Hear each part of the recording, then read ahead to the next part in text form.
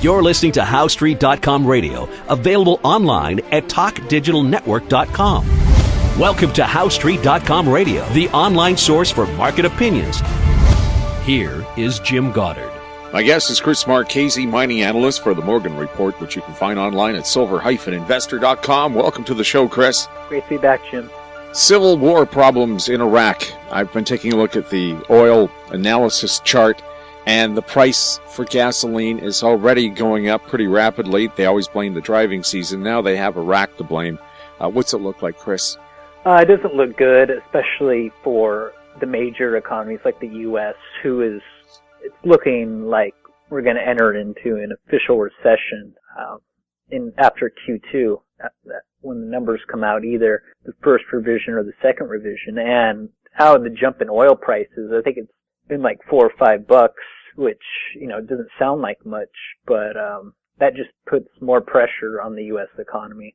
And, it could impact prices further, especially Obama has mentioned that he might send some U.S. military to help there, not in the immediate future, but, it all depends if things escalate quickly, then, who knows? Well, I think it's interesting. Iran has offered to send troops to help out. That sounds kind of scary.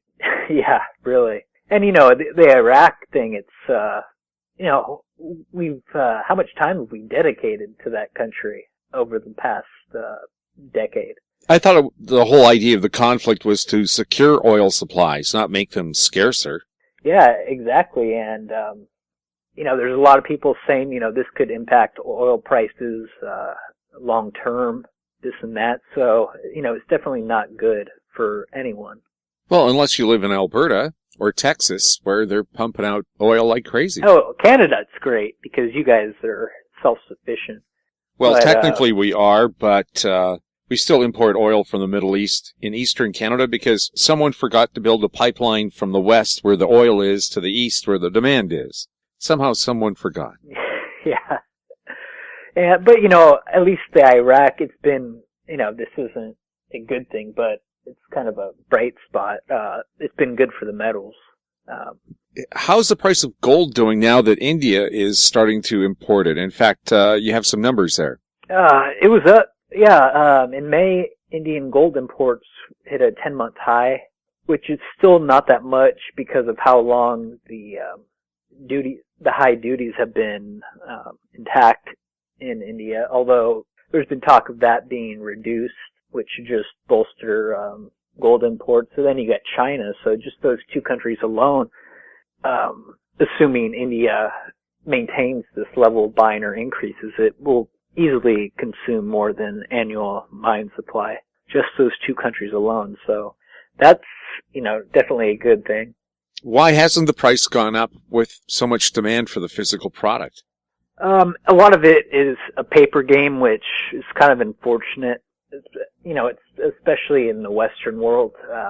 They've been manipulating, everything in the marketplace is manipulated, but gold and silver in particular, because if high prices are a threat to the U.S. dollar, in terms of if gold was, say, at 2,500 now, everyone would be saying, oh, why aren't we on a gold standard, this and that. So this is kind of a way of, the manipulation is kind of a way of taking off those pressures. But, it's still, we talk every week how it's still roaring, the demand is roaring in the Eastern world. And, we're getting closer to the point where the physical demand overwhelms the paper market. And because it's higher than the annual mine supply, that... Are they paying more than the price that's listed here? Oh, yeah. They always pay premiums, but those fluctuate almost daily. So if you wanted to buy in India one that, I think the premiums are still pretty high. I don't know the dollar figure. And, we still don't know the actual amount they're importing because there's still a lot of black market activity going on. Chris, is there talk of returning to the gold standard? There's been talks, a gold exchange standard, which if people can remember this far after World War II, the Bretton Woods monetary system was set in place, which changed it to the gold exchange standard. But even then, you only needed to have 10% of gold backing the money supply. So there was still a lot of room for inflating the money supply. But it would have prevented things like the 2008 fiasco. You couldn't have created that much money out of thin air. So it's better than what we have. And so on top of that, Paul Volcker, former head of the Fed, called for a new Bretton Woods. And that's a group that's been meeting since 1983, I think. And he should have a lot of his words should have a lot of pull, because he's really the last Fed chairman that knew what needed to be done in terms of raising interest rates through the roof when inflation got out of control. Whereas today, there's no political will for that to let that happen. Well, sure, you had a government that supported quantitative easing. Oh yeah, and we still have to see if that will ever come to an end. Sure, they taper, but they reinvest the same amount, so their balance sheet has been growing and growing and growing. So by now, it's probably adding another 15, maybe 20 billion a month to their asset purchases. Like, for example, in 2013, the average monthly purchases were around 100 billion instead of the 85 billion they stated. Oh, so what's a couple of billion amongst friends? Yeah, exactly. The Greek government is in trouble. They tried to cut the pay of government workers, judges, teachers, policemen, firemen, and so on. And they've had a court ruling on this now. What's happened, Chris? They're all getting shut down with all these public workers saying they're illegal or unconstitutional, and the courts are agreeing with them. And Greece, especially, in the EU, needs to get their budget under control. And if they're having so many problems, doing that, imagine what a country like the U.S., how much trouble they'd have, because it's bigger and more bureaucratic. Well, I don't know if it's more bureaucratic than Greece. There's a lot of paperwork there. Yeah, who knows? But, anyway, it's just it's not a good precedent. But just the sheer size of it, too. And Greece has kind of been the economic barometer, I think.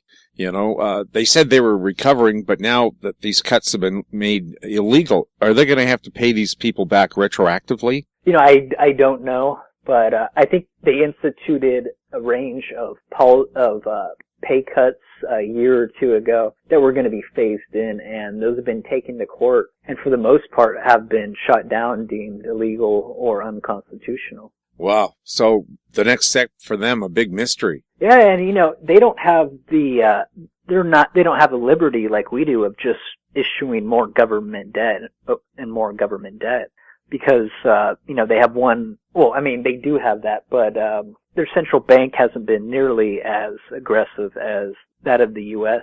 So they can't create as much money out of thin air, because there's one central bank for the whole EU, and again, they haven't been nearly as aggressive as the Federal Reserve. And of course, Spain silently too is kind of sucking away in the European Union, with unemployment there.